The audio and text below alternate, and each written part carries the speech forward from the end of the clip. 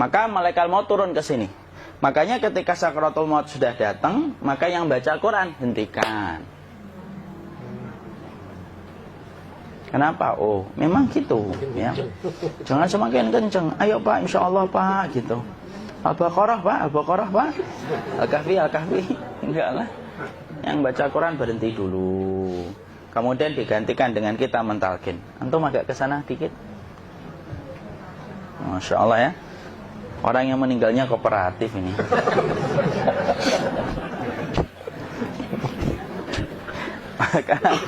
maka agak kesini ya. Maka disunahkan kita untuk mentalkinnya. Nanti ketika mentalkin jangan terlalu sering, jangan terlalu membebani. Jangan terlalu sering itu la ilaha illallah, la ilaha illallah. Tidak gitulah. Berat nanti dia ngerasakan. Di situ Imam Qurtubi juga menyampaikan, jangan terlalu sering karena itu memberatkan dadanya. Jadi ketika mentalkin saya sampaikan, boleh diganti atau enggak Ustaz? Enggaklah, talkin itu ibadah. Ibadah itu tauqifiyah. Tauqifiyah itu enggak usah diganti. Karena Rasulullah mengatakan lakinu ala mautakum la ilaha illallah. Talkin orang yang meninggal di antara kalian dengan la ilaha illallah. Enggak usah diganti Allah Ustaz yang lebih singkat, lebih pendek. Tidak usah. Subhanallah Ustaz, tidak usah. Kenapa? Karena talqin sudah ditetapkan ucapannya oleh Nabi, begitulah kita mencontohnya. Jadi tidak usah diganti. Cara mentalqin, jadi kalau keadaan sudah tenang, tolong kalau sudah sakaratul maut jangan ditinggalkan. Karena sesungguhnya pertempuran setan itu pada detik-detik kematian semacam ini. Dan betul-betul berusaha untuk menjadikan dia murtad. Nanti makanya di situ di buku nanti dibahas kan, pertempuran setan itu sampai detik-detik orang mau mati itu sudah ayo kufur, murtad aja tuh, kamu sakit kan? Nah, itu kayak gitu. Makanya jangan ditinggal. Capek gitu kok nggak meninggal gitu ya. Udah gantian mas. Dan jangan kemudian meninggalkannya. Mangkat dulu gitu. Tidaklah, janganlah. Terus ditampingi terus. Kalau bisa ya sudahlah, berikan waktunya kita untuk sementara waktu itu betul-betul berkhidmah kepada orang yang kita cintai terakhir kalinya. Cara kita kemudian mentalkin adalah, yaitu adalah di sebelah kanannya la ilaha illallah. Biarkan dia mencerna dulu, tidak usah buru-buru kemudian kita langsung nimpali lagi. Dia mencerna dulu sembari kita doakan, peluk, ya Allah dimudahkan gitu. Kalau ada orang yang bisa ngucapin la ilaha illallah itu siapa yang memberikan itu Ustaz? Yang memberikan kekuatan Allah Pak. Karena ngomong aduh aja sudah tidak mampu. Makanya Allah berfirman dalam surat Ibrahim, yusabbitullahu alladhina amanu bil qawli tsabit fil hayatid dunya wa fil akhirah. Allah teguhkan perkataan orang yang beriman dalam kehidupan dunia dan akhirat. Dunia itu ya ketika menjelang kematiannya. Makanya dia bisa ngomong la ilaha illallah. Sebenarnya ngomong aduh aja udah gak mampu. Kalau bisa ngomong, dia pasti ngomong aduhnya dulu. Tapi Allah yang menggerakkan. Ngomong la ilaha illallah. Makanya mangkana akhiru kalamihi la ilaha illallah dakhalal jannah. Barang siapa akhir kalamnya itu adalah la ilaha illallah, pasti masuk surga. Makanya kita lagi la ilaha illallah. Dah. Cerna dulu. Enggak usah minta diburu-buru ya. Enggak usah gini. Ayo, la ilaha illallah. Ayo.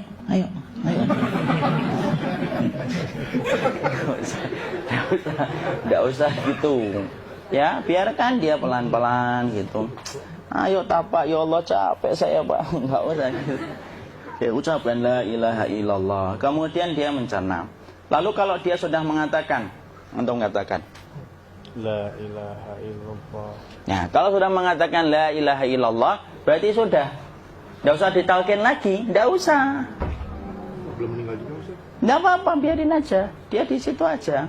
Kecuali dia ngomong lagi dan gak usah diajak ngomong alhamdulillah ya Pak, ya Allah gitu.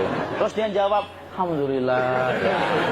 Itu berarti ucapan terakhirnya alhamdulillah. Atau ketika habis ditalkin la ilaha illallah, dia ngelihat air. Nah itu berarti ucapan terakhirnya air. Talkin lagi, nggak usah marah. Aduh Pak minta air. Mau minta air nanti aja dikubur gitu loh. Jangan gitu. Biarin aja, jangan kemudian setelah la ilaha illallah La ilaha illallah. Terus, ayo tutup, awas ya ngomong lagi ya. Nggak bisa gitu juga. Maka kemudian setelah la ilaha illallah sudah, nggak usah diajak ngomong gitu. Terus kemudian nggak usah ada anaknya perempuan, ya Allah Pak, sudah bisa ngomong la ilaha illallah, usah gitu. Cukup dalam hati alhamdulillah gitu. Diam kita dengerin gitu. Disitulah nanti biasanya detik dia terakhir. Dia nanti ngeliat di sini Pak, prosesnya itu. Nanti kaki langsung sebagian jempol dingin dia. Kaki, telapak kakinya langsung kalau kita geningkan dingin kayak kaki yang kena AC langsung. Kemudian dia langsung ningkup gini, dikit dia, mulai kaku dia. Atau kalau enggak, gini dia. Langsung kayak jatuh, kayak kepala nanti yang paling terakhir. Kepala itu pasti ada gerakannya Pak, ini meninggal itu. Pasti gitu. Pasti gitu. Karena apa? Sudah tidak ada beban ruh yang menahannya.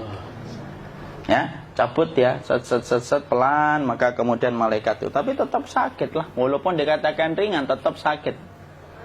Maka kemudian sakit gitu, ngelewatin sini, jantung kemudian sudah tidak berfungsi, kemudian ginjal Pak, ngelewatin ginjal tidak berfungsi.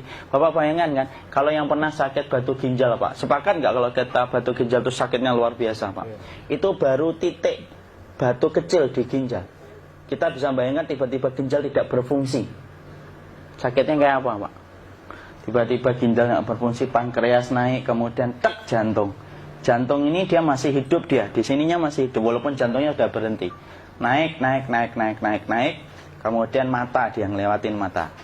Organ tubuh yang paling setia sama ruh itu mata. Maka kemudian mata dia ngelihat dia, ngelihat keluarnya, naik dia. Ya dilihat ini sama dia. Makanya Rasulullah mengatakan innar ruha idza qubida tabi'ahul basar. Ruh itu kalau dicabut, mata itu ngikutin kemana perjalanan ruh itu. Makanya ada yang meninggalnya gini. Ya itu bukan tanda su'ul khatimah. Itu tanda fitrahnya mata ngikutin ruh. Atau kemudian bukanya sedikit. Ada yang kayak senyum Pak. Ada yang kesini yang keringetan. Nah itu tanda husnul khatimah. Ada yang senyum. Jadi sakitnya setelah selesai itu plong gitu loh. Makanya kemudian ada yang tersenyum. Maka itu tanda. Kalau kita ngelihat orang yang membuka mata kayak gini, tidak usah takut. Cepat-cepat kemudian kita nanti tutup. Biasanya kalau terlalu lama, itulah yang menjadikan ini tidak bisa ditutup. Makanya harus pakai kapas akhirnya. Karena apa? Karena pas meninggal nggak langsung ditutup. Biasanya karena perawat takut, dokternya juga nggak tahu itu, dibiarin itu. Makanya ada beberapa mata yang ditutup pakai tensoplas kan? Sebenarnya kalau langsung bisa nutup dia, fitrahnya nutup mata itu. Jadi kemudian kita baca Allahumma firlahu warhamhu wa'afihi wa'fuanhu atau bismillah wassalatu wassalamu ala rasulillah, tutup. Bismillah. Tidak usah takut. Kecuali buka lagi ya, ini baru kita kabur. Buka lagi Pak, Insya Allah Pak, ya Allah ya kita kabur bareng-bareng Pak. Diusap Pak. Diusap ini enggak disenggol gini enggak. Begini kan sudah meninggal dunia. Tangan boleh begini, boleh diluruskan, tidak ada ketentuannya. Boleh gini, boleh kemudian lurus. Tidak usah disalahin kalau ada yang lurus. Lu itu tangannya gimana sih? Posisikan kayak sholat. Tidak ada perintah kayak gitu. Jadi kemudian dikondisikan saja. Terus maka kemudian dipijit-pijit, akiknya dikeluarin. Kemudian jamnya dilepas, gigi palsunya dilepas kalau ada, ya. Kemudian apa setelah itu? Coba buku.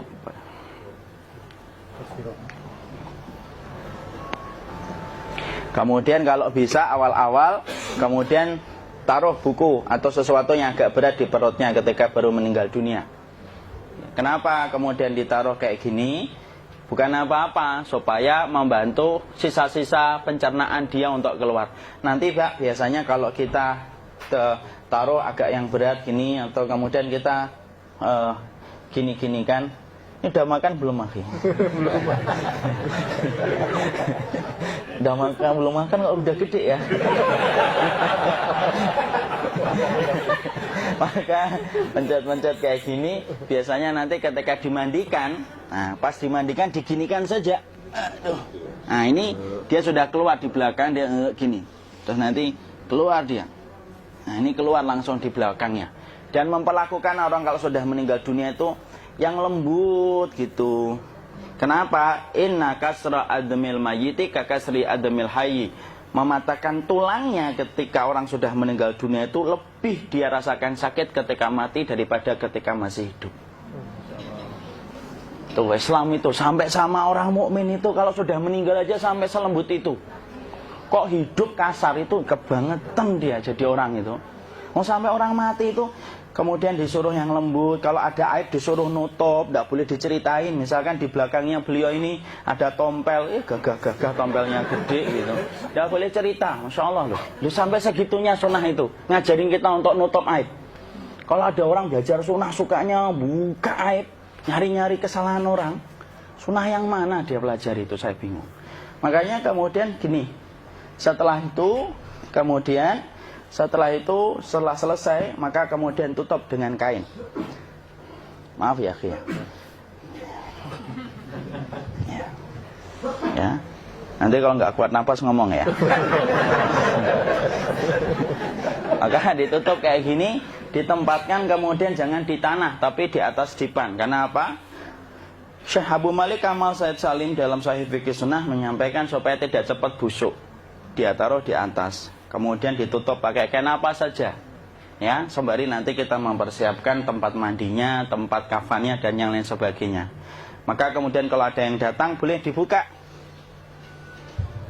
Kemudian kita mencium ininya apa? Kemudian keningnya. Kemudian kita berdoa, nutup lagi kayak Rasulullah ditutup. Kemudian yang datang terakhir itu salah satunya Abu Bakar. Dibuka kemudian beliau, ya Allah ya Rasulullah, engkau adalah orang yang percaya hidup dan matimu, dan tidak mungkin Allah itu mematikan engkau 2 kali ya Rasulullah. Maka kemudian ditutup kembali. Saat itu para sahabat dalam keadaan mendung semuanya. Maka disitulah kita lakukan kayak gini. Ditutup gini Ustaz ya. Kasihan tidak bisa nafas, insya Allah tidak butuh nafas lagi. Jadi kemudian kita semacam ini kita persiapkan apa yang bisa kita lakukan. Nah itulah proses kematian dari sakit sakaratul maut sampai kematian.